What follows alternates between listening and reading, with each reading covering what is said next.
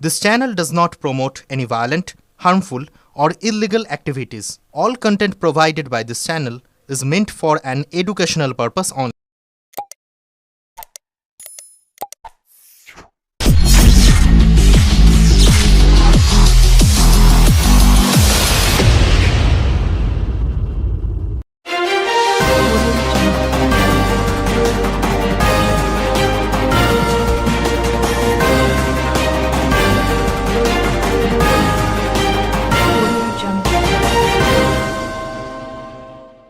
সারা দেশে সমস্ত বিরোধী দলের উচিত মমতা বন্দ্যোপাধ্যায়কে সামনে রেখে রাজনৈতিক লড়াই লড়া বললেন সাংসদ কল্যাণ বন্দ্যোপাধ্যায়।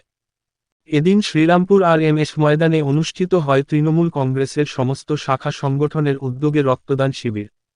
এই শিবিরে উপস্থিত ছিলেন রাজ্যের মন্ত্রী বেচারাম মান্না, সাংসদ কল্যাণ বন্দ্যোপাধ্যায়, মন্ত্রী স্নেহাশিস চক্রবর্তী, বিধায়ক ডক্টর সুদীপ্ত রায়। এদিনের রক্তদান শিবিরে এসে দেশের সমস্ত বিরোধী রাজনৈতিক দল ও ইন্ডিয়া জোটের উদ্দেশ্যে বড় বার্তা দেন সাংসদ কল্যাণ বন্দ্যোপাধ্যায়। এদিন সাংসদ বলেন, দেশে যখন কংগ্রেস পিছিয়ে পড়ছে, অন্যান্য রাজনৈতিক দল পিছিয়ে পড়ছে, তখন কংগ্রেস সহ অন্যান্য বিরোধী দলের উচিত ইগো ছেড়ে দিয়ে ইন্ডিয়া জোটে মমতা বন্দ্যোপাধ্যায়কে দেশের প্রধান বিরোধী মুখ করে লড়াই করা। হরিয়ানা, মহারাষ্ট্র এর ভোট দেখে বিরোধীরা ব্যর্থ হচ্ছে, এটা বিরোধী শিবিরের মেনে নেওয়া উচিত। সারা দেশের মানুষ যাকে প্রধান বিরোধী নেত্রী বা লড়াকু নেত্রী মনে করে, সেই মমতা বন্দ্যোপাধ্যায়কে দেশের সমস্ত রাজনৈতিক দল ও ইন্ডিয়া জোট যদি প্রধান মুখ করে দেশে রাজনৈতিক লড়াই করে, তাহলে দেশ থেকে বিজেপি ও নরেন্দ্র মোদীকে হারানো যাবে। এটা কোনো ইগোর লড়াই নয়, সমস্ত ইগো ছেড়ে দিয়ে দেশের সমস্ত বিরোধী রাজনৈতিক দলের উচিত এখন মমতা বন্দ্যোপাধ্যায়কে প্রধান বিরোধী মুখ করে দেশের নির্বাচনী লড়াই লড়া। এছাড়াও বাংলার উপনির্বাচনে 6টা আসনের 6টি আসনেই তৃণমূলের জয় নিয়ে কল্যাণ বন্দ্যোপাধ্যায় বলেন, যারা কুৎসা করেছিল তাদের মাটির সঙ্গে কোনো সম্পর্ক নেই। বাংলায় মমতা বন্দ্যোপাধ্যায় ছাড়া কিছু নেই, বিরোধী দল বলে কিছু নেই। বাংলায় মানুষের ভরসা, বিশ্বাস, আস্থা হচ্ছে মমতা বন্দ্যোপাধ্যায়। তাই তৃণমূল 6-6। আগামী দিনে দেখা যাবে বাংলায় বিরোধীরা বাংলায় বিরোধী দলনেতা হবে না, বাংলায় 30টা সিটও পাবে না। 6-6 কি বলবেন? যারা কুৎসা করেছিল তাদের মাটির সঙ্গে কোনো সম্পর্ক নেই, তারা আবার কি জানে? মমতা বন্দ্যোপাধ্যায় ছাড়া পশ্চিমবাংলায় কিছু নেই, বিরোধী দলে কিছু নেই। মানুষের ভরসা, মানুষের বিশ্বাস, মানুষের আস্থা হচ্ছে মমতা বন্দ্যোপাধ্যায়। তাই 6-0। আগামী দিনে দেখবেন পশ্চিমবাংলায় কোনো বিরোধী দলনেতাও হবে না, 30টা সিটও পাবে না।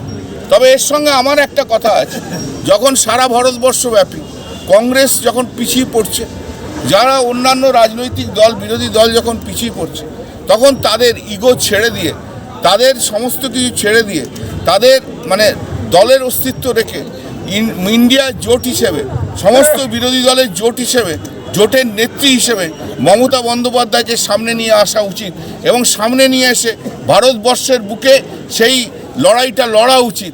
এটাতে কোনো ইগোর ফ্যাক্টর নয়। যারা ব্যর্থ হচ্ছেন তাদের তো স্বীকার করতে হবে তারা ব্যর্থ হচ্ছেন। হরিয়ানাতে ব্যর্থ হয়েছেন, মহারাষ্ট্রে ব্যর্থ হয়েছেন।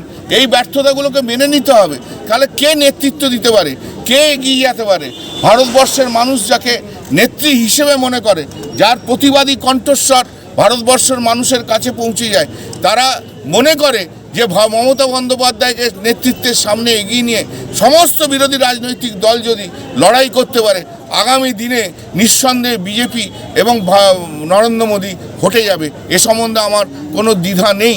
দ্বিধাহীন কণ্ঠে আমি আপিল করব সমস্ত বিরোধী রাজনৈতিক দলের কাছে যে আপনারা মেনে নিন, ইগো ছাড়ুন, মেনে নিন যে মমতা বন্দ্যোপাধ্যায় ছাড়া কিছু হবে না।